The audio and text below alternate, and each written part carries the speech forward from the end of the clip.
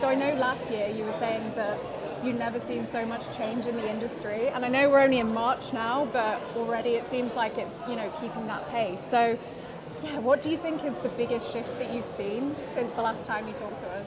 Yeah, I kind of regret saying those words because I think the rate of change is even more exponential now. So in my talk today, I was kind of focusing on two main things. So firstly, the consumer journey is changing rapidly. I think we all know that we're all trialing new ways of researching products and making our purchases. We're dipping in and out of LLMs. We're trialing different LLMs and different AI products. They're a big help.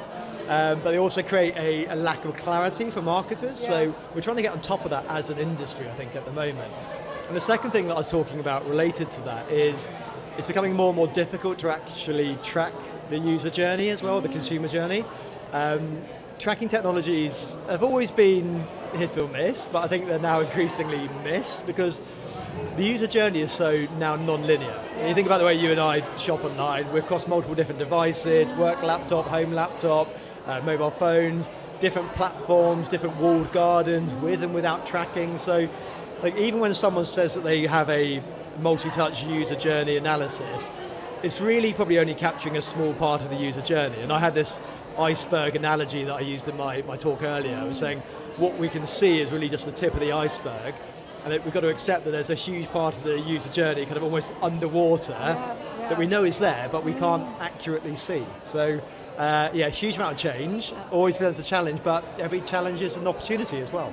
Yeah, and I mean, you were talking there about sort of measurement and attribution. Obviously, as things are shifting, like the industry is having to find ways to adapt with new different technologies. So how do you see this evolving going forward, especially when it comes to measuring sort of incremental value as well?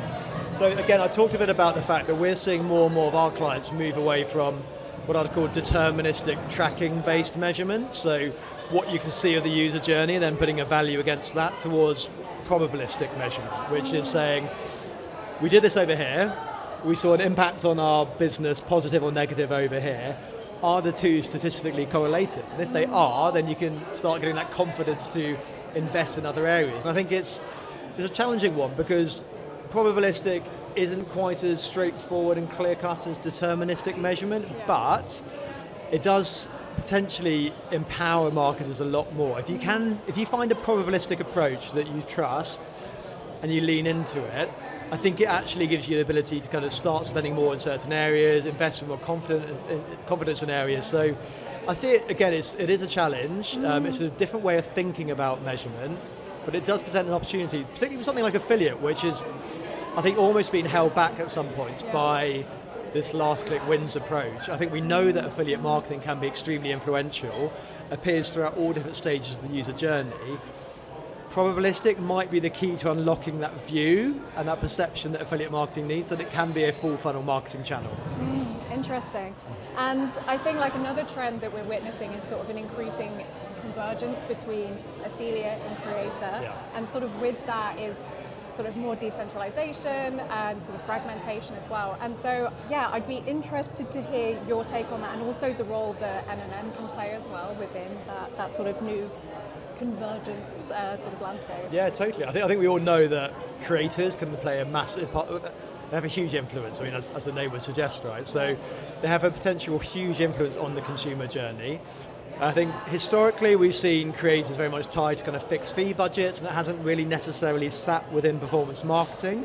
But I think we've seen a big shift over the past 12 months or so, that more and more creators are open to working on a performance basis. More and more brands are leaning into making sure that they have a creator program as part of their performance marketing mix. And therefore, we're really leaning into that as a business ourselves as well, right? So what we've done is we've revamped our platform. We have a separate platform called Partner Hub, which is completely white label and brand customizable. And it allows creators to authenticate using their social media platforms rather than the traditional way of signing up, which is assuming you have a website, etc. So it's built creator first.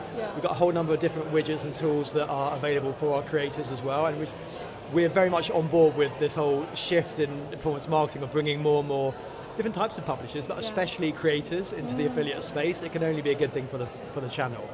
And I think the MMM approach of measuring performance marketing, a probabilistic approach, again, just allows you to put more value towards those traditional upper funnel publishers. And I think creators, as you'd imagine, would typically fall in that upper funnel touch point. So it's a great opportunity, and the two are kind of almost aligning at the same time, which is brilliant. Yeah, very interesting time. And just sort of lastly, I'd like to hear if there are any sort of particular verticals that you think are owning affiliate now, or sort of setting the standard. Ooh, particular vertical, good question. Honestly, I'd say no, but what I am seeing is I think affiliate is great for any vertical. What I would say is you've got these more kind of, I guess, traditional, maybe conservative industries like financial services that, because they're so heavily regulated, have historically been quite hesitant about investing more in certain channels, particularly where they have less control. But I think the great thing about AI and automation is it can give some of these verticals and these brands in traditional financial services verticals, regulated verticals, the confidence to make sure that the publishers they're working with are promoting the right offers to their consumers, remaining SCA compliant. So I think I'm starting to see more and more financial services brands move into the space, work with creators as well, because we know there's these fintech creators out there which are heavily influential as well. So I think affiliate is one of those channels which I think can do a brilliant job for any vertical, so regardless of what vertical you're in.